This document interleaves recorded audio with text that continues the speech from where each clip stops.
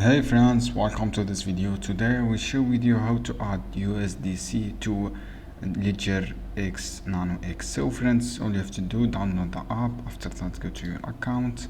From the account section, you should set up your account here. After that, friends, go to your account, click add account. As you can see here, go to this option, add account, and then all you have to do, set up, click USDC here. USDC, search on USDC, this one. After that, friends, click this receive option, or click on this one, receive option.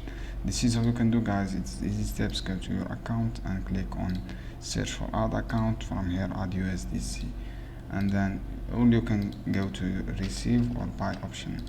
This one, click buy option, and then connect your wallet. When you connect your wallet, guys, look for USDC option, search for USDC option like this one, and then you can add, click receive to add. This is how you can do. Thanks for watching this video.